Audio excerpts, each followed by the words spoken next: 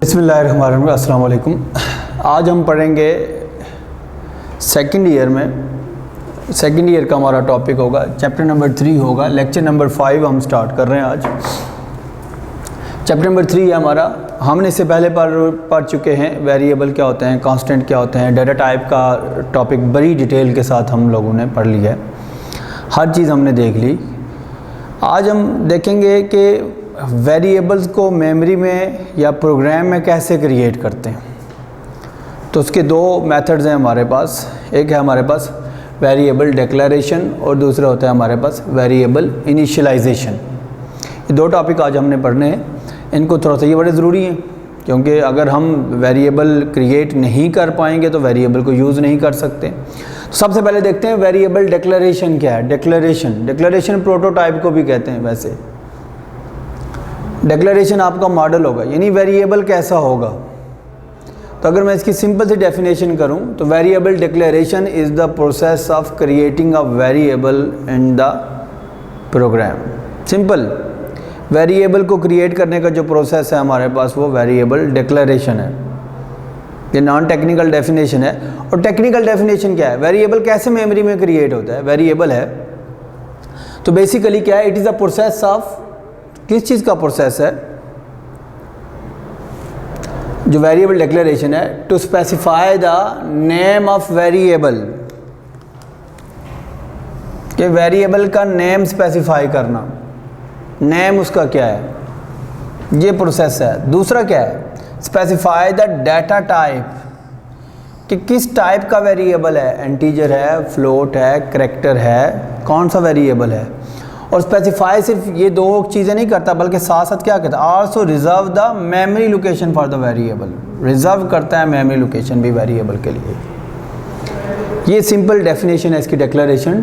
तो declaration is a process of किसका है, specifying the name of variable, data type of the variable and also reserve the memory location for that variable. बात समझ आ गई। यही है क्रिएशन का भी, यही प्रोसेस है। ये वेरिएबल डिक्लेरेशन है। अब ये क्यों हम लोग डिक्लेयर करते हैं, क्योंकि जब भी हम वेरिएबल यूज़ करेंगे, अगर डिक्लेरेशन नहीं होगी तो वेरिएबल यूज़ नहीं कर सकते। कहते हैं हमारे पास सी और C++ हैं, स्ट्रांगली टाइप्ड लैंग्वेज हैं। कौन सी हैं जी, स्ट्रांगली टाइप्ड लैंग्वेज हैं।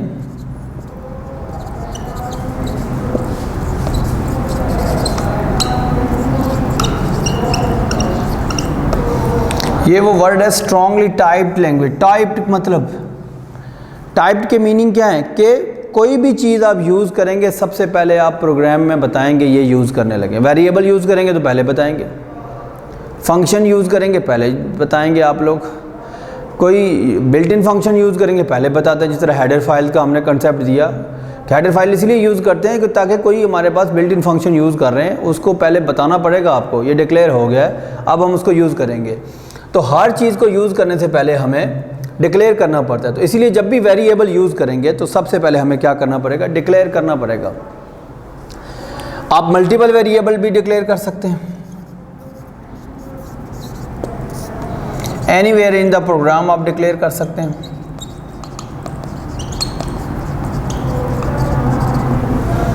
जब हम डिक्लेयर करते हैं तो कंपाइलर क्या करता है जी, जब हम वेरिएबल डिक्लेयर करते हैं तो हम कंपाइलर को इन्फॉर्मेशन देते हैं, ये वाला वेरिएबल आ रहा है, इसका नेम ये है, इसकी डाटा टाइप ये है और ये मेमोरी इतनी रिजर्व कर रहा है, इतने बाइट्स ऑक्यूपाई कर रहा है। तो डिपेंड करता है कौन सी वेरिएबल यूज़ करें, उसके अकॉर्डिंग उसके कंपाइलर बाइट्स रिजर्व करता है। अब देखिए सिंटैक्स क्या है इसका, कैसे डिक्लेयर करते हैं ये देख लें आप।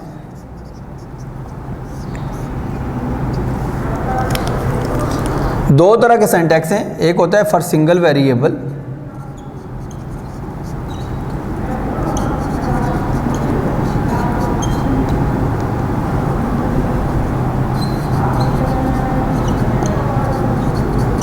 डाटा टाइप लिखते हैं आप,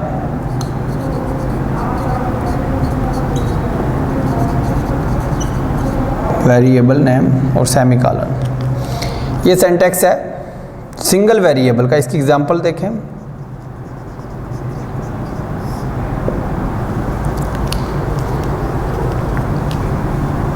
इसी की एग्जांपल सिंगल वेरिएबल के लिए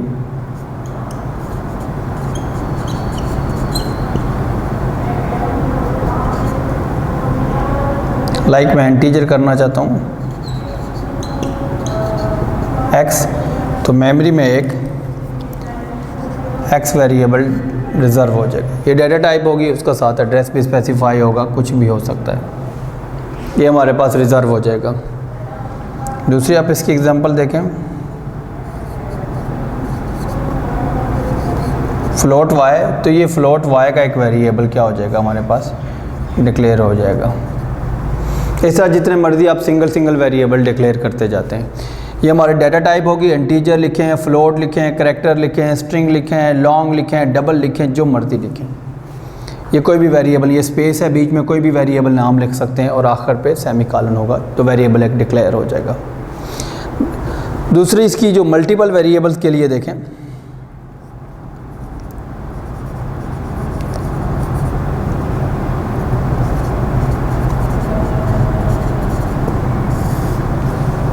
multiple variable of same data type, different data type के मल्टीपल वेरिएबल एक स्टेटमेंट से डिक्लेयर नहीं होते, उसके लिए सिंटैक्स देख लें। उसी तरह डाटा टाइप लिखेंगे आप,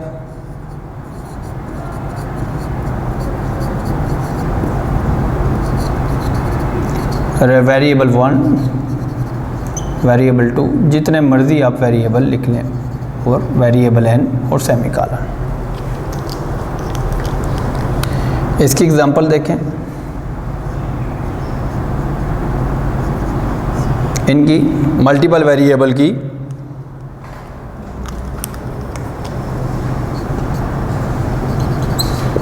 इंटीजर a b c, तो ये 3 वेरिएबल डिक्लेयर हो जाएंगे। क्या क्या नेम हो जाएंगे उनके, देखें a b एंड c, ये रिजर्व हो गए।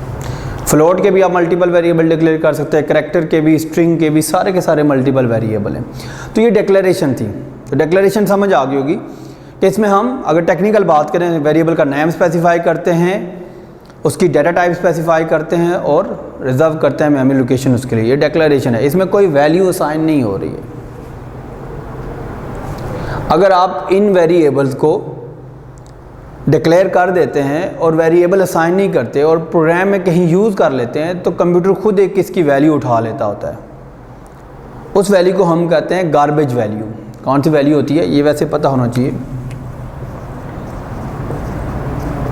गार्बेज वैल्यू होती है और जिससे हमारे रिज़ल्ट पे अच्छा खासा असर पड़ जाता है। तो इसलिए कहते हैं कभी भी जो वेरिएबल हैं वो आप विदाउट वैल्यू ना रखें। तो फिर नेक्स्ट प्रोसेस होता है हमारे पास, अगर डिक्लेरेशन नहीं करना चाहते तो हम कहते हैं वेरिएबल इनिशियलाइज कर लें। नेक्स्ट होता है वेरिएबल इनिशियलाइजेशन।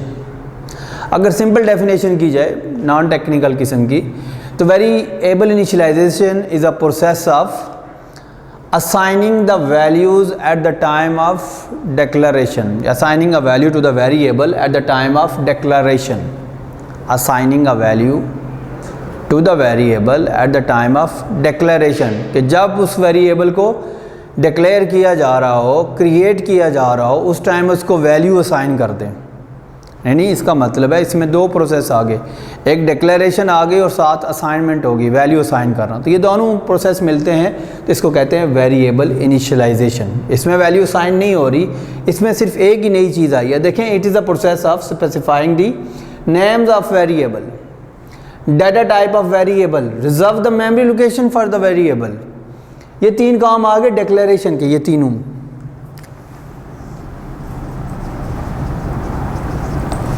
और साथ नई चीज़ आ गई assigning value, assign value to the variable. साथ हम वेरिएबल को क्या कर लेते हैं, वैल्यू भी असाइन कर लेते हैं। तो ये भी सिंपल सी डेफिनेशन है, द प्रोसेस ऑफ, ये भी लिख सकते हैं आप लोग, the process of assigning a value to a variable at the time of declaration is called variable initialization. यही इसका डिफरेंस भी है। बात समझ आ गई। अब क्यों वैल्यू असाइन करते हैं, मैंने पहले बताया गार्बेज वैल्यू को रिमूव करने के लिए। ठीक है, किस तरह से वैल्यू असाइन करते हैं, इसके लिए एक ऑपरेटर यूज होता है, that is called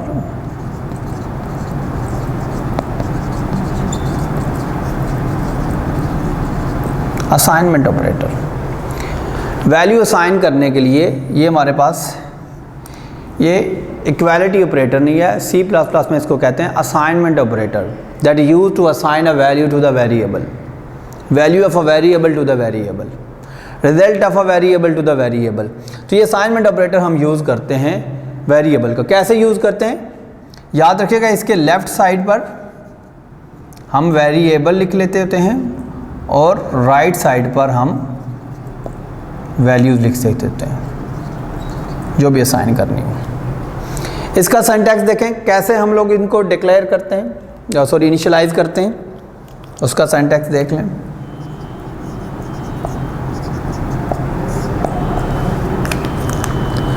for single variable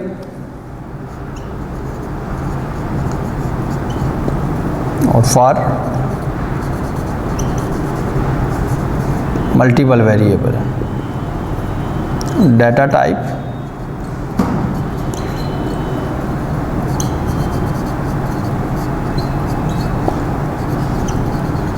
variable name equal to value.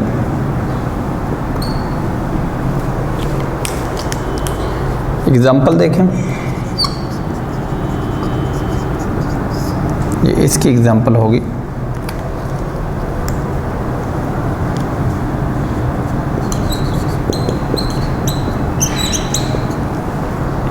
x equal to 5, x एक वेरिएबल होगा, उसको वैल्यू 5 मिल जाएगी, 001 एक्सपोज का एड्रेस। उसके बाद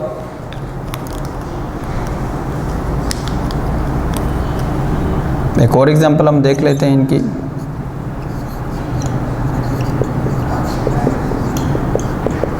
float y is equal to 6.7,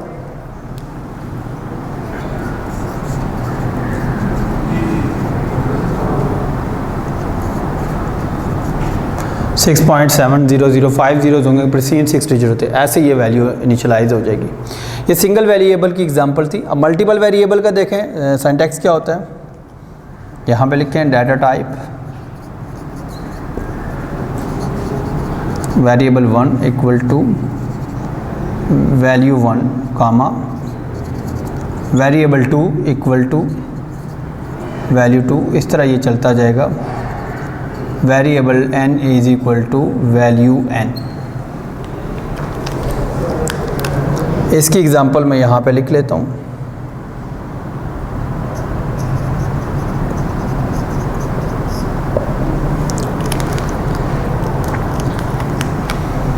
integer a is equal to 10, b is equal to 20, c is equal to 30। a 10, b 20, c 30, ये तीन variable मैंने इनिशियलाइज कर दिए। सेम डेटा टाइप इंटीजर है, तो यहाँ पे मैं ये कैसे होगा, a b c, a को वैल्यू मिल जाएगी 10, b को 20, c को 30। इस तरह मल्टीपल वेरिएबल हम इनिशियलाइज कर सकते हैं। तो ये हमारे पास वेरिएबल डिक्लेरेशन और वेरिएबल इनिशियलाइजेशन का टॉपिक था। याद रख लीजिएगा, कोई भी वेरिएबल उस वक्त तक नहीं यूज़ कर सकते जब तक डिक्लेयर नहीं करेंगे, और डिक्लेयर करेंगे तो उसको वैल्यू भी असाइन करनी होगी। या तो आप वेरिएबल डिक्लेयर अलहदा करें और वैल्यू असाइन अलहदा कर लें, एक ये प्रोसेस होता है। या आप लोग क्या कर लें, वेरिएबल को इनिशियलाइज कर लें, इनिशियल वैल्यू आप दे दें जब वो डिक्लेयर हो रहा हो, तो उसके लिए असाइनमेंट ऑपरेटर है। ये प्रॉपर सिंटैक्स है, ये आप लोगों ने याद करना है। ये रूल्स हैं, बेसिकली सिंटैक्स है, grammatical rules of programming language, कि क्या मेथड आपने फॉलो करना है अपने प्रोग्राम लिखने के लिए।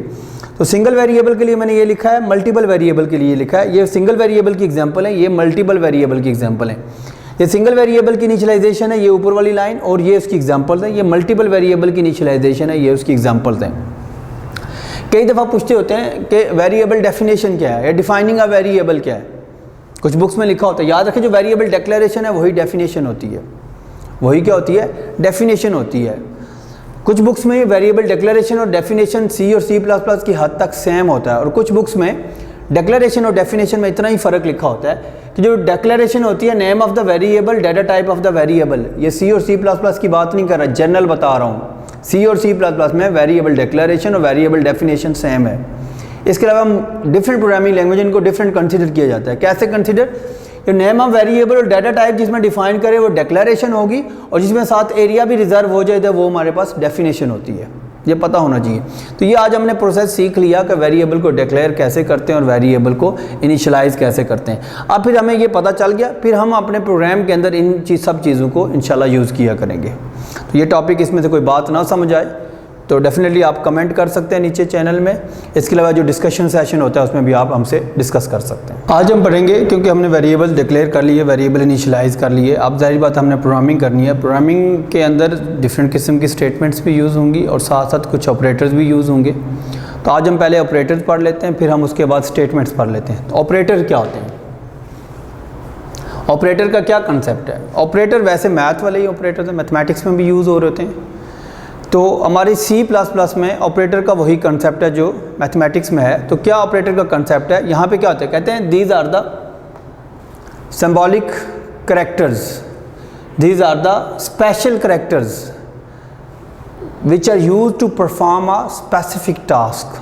Simple definition, these are special character which are used to perform specific task. अगर ये डेफिनेशन थोड़ी सी डिफरेंट भी कर सकते हैं, that are used to perform different kind of operation on data. These are the special characters, special symbols which are used to perform different kind of operation on data are called operators. ये special characters हैं, special symbolic हमारे पास characters होते हैं। C++ के अंदर multiple operators होते हैं हमारे पास। अगर मैं एग्जाम्पल की बात करूँ यहाँ पे, तो कुछ एग्जाम्पल हो सकती हैं। लाइक प्लस एक हमारे पास स्पेशल कैरेक्टर है that use for addition purpose के लिए यूज़ कर सकते हैं। माइनस हमारे पास एक स्पेशल कैरेक्टर है, सब्ट्रैक्शन के लिए हम यूज़ करते हैं। तो ये काफ़ी सारे हमारे पास कैरेक्टर्स होते हैं। अब हम देखते हैं ये ऑपरेटर्स होते हैं हमारे पास, ये सारे के सारे ऑपरेटर्स हैं। अब C++ के अंदर मल्टीपल ऑपरेटर्स हैं। तो मेजर टाइप्स हैं, टाइप्स ऑफ ऑपरेटर्स। मोस्टली हम अगर ये बात करें विद रिस्पेक्ट टू ऑपरेंड्स, ये ऑपरेंड्स क्या होते हैं? लाइक मैं लिखता हूँ A + B, मैथमेटिक्स की टर्म में आपको पता होनी चाहिए बस आपकी रिवीजन के लिए, या 5 - 7 प्लस और माइनस क्या है याद रखिएगा, ये हमारे पास ऑपरेटर हैं, इनको हम ऑपरेटर कहते हैं। और A और B क्या है? ये हमारे पास ऑपरेंड है। क्या होता है? ऑपरेंड। ऑपरेंड हमारा वेरिएबल भी हो सकता है, ऑपरेंड हमारा कांस्टेंट है। देखें A और B ये वेरिएबल है, ऑपरेंड इनको कहते हैं। 5 और 7 ये भी हमारे पास ऑपरेंड है, बट ये कांस्टेंट है। तो ऑपरेंड में भी क्या हो सकता है जी? वेरिएबल हो सकता है, कांस्टेंट हो सकता है। जिस पे ऑपरेशन परफॉर्म किया जाएगा वो ऑपरेंड है। तो types of operator with respect to operand, कि किसी ऑपरेशन में या किसी ऑपरेटर कितने ऑपरेंड पे अप्लाई होगा। अगर सिंगल पे अप्लाई होगा तो कोई और ऑपरेटर्स होंगे, अगर 2 पे अप्लाई होगा कोई और ऑपरेटर होंगे, अगर 3 ऑपरेंड्स पे अप्लाई होगा तो कोई और ऑपरेटर होंगे।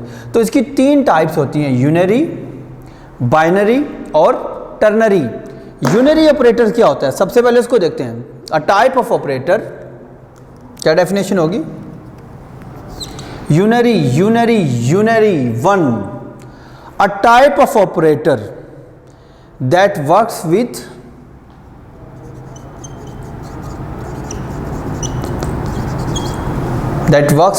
one operand.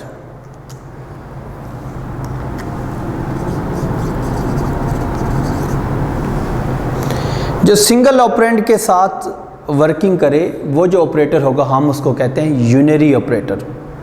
जो सिंगल ऑपरेंड पे अप्लाई हो हमारे पास क्या होता है? Unary operator. कौन कौन से ऑपरेटर यूनरी ऑपरेटर होते हैं? एग्जांपल देखें।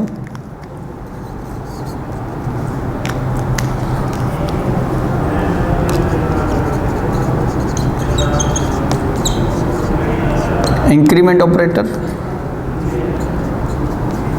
C++ में अगर डबल प्लस लिखेंगे तो इंक्रीमेंट ऑपरेटर होगा।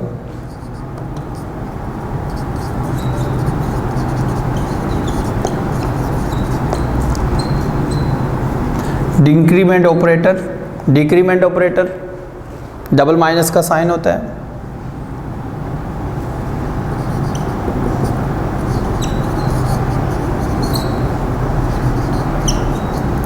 लॉजिकल नॉट, ये वाला ऑपरेटर होता है।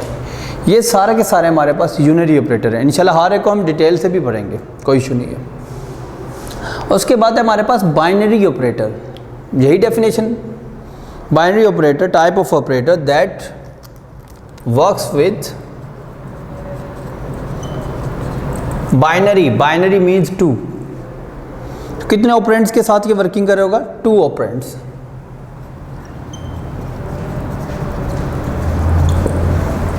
जो टू ऑपरेंड के साथ वर्किंग करे वो हमारे पास क्या होंगे जी? Binary operators.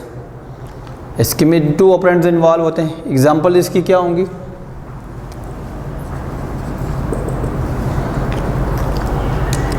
सबसे पहले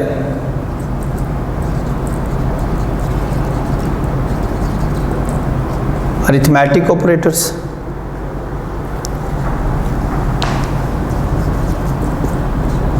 प्लस माइनस,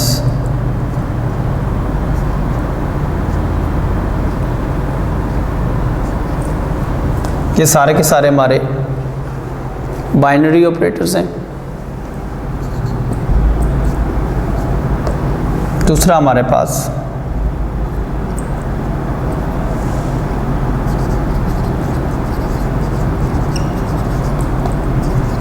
असाइनमेंट ऑपरेटर, ये भी हमारे पास बाइनरी ऑपरेटर है।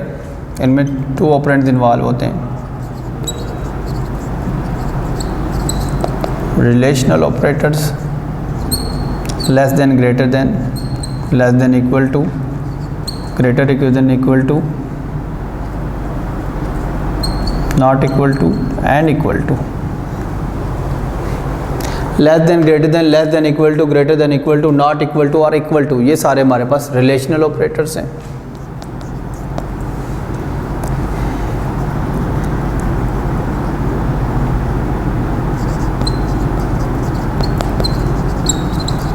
Arithmetic assignment operator,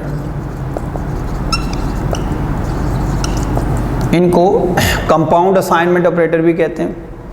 arithmetic assignment operator like plus equal to, minus equal to, multiply equal to, divide equal to, ये सारे के सारे हमारे पास बाइनरी ऑपरेटर हैं। इंशाल्लाह ये सारे डिटेल के साथ पढ़ेंगे हम लोग।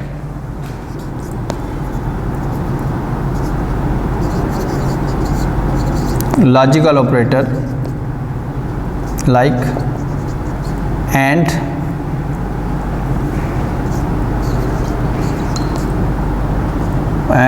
लॉजिकल और ऑपरेटर, ये इनके करेक्टर्स हैं।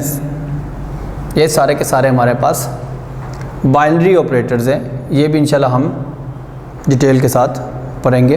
डिटेल के साथ ये सारे के सारे टॉपिक होंगे। Arithmetic operator, assignment operator, relational operator, arithmetic assignment operator, logical operator like and और आर, ये दोनों बाइनरी हैं। और लॉजिकल नॉट जो है हमारे पास वो यूनरी ऑपरेटर है। उसके बाद हमारे पास टर्नरी ऑपरेटर, टर्नरी 3 को कहते हैं। ऐसे ऑपरेटर जो किसके साथ वर्किंग करें जी? वर्क्स विथ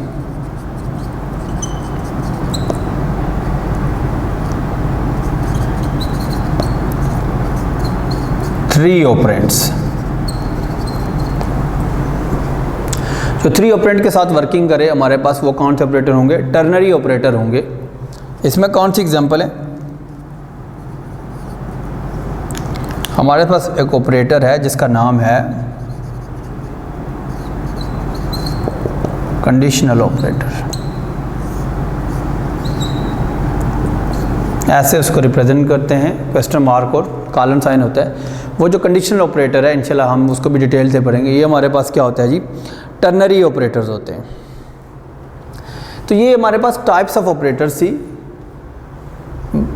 3 टाइप्स हो गई हैं with respect to operands. Operand के लिहाज से बात कर रहा हूँ मैं। Unary operator, binary and ternary. Unary वो होगा जो सिंगल ऑपरेंड के साथ यूज़ हो रहा है, बाइनरी वो होगा जो 2 ऑपरेंड के साथ हो रहा है, और टर्नरी वो होगा जो 3 ऑपरेंड के साथ यूज़ हो रहा है। तो बाइनरी में 2 ऑपरेंड्स आ गए, टर्नरी में 3 ऑपरेंड्स आ गए। अब हर एक को हम डिटेल के साथ इंशाल्लाह चेक करेंगे।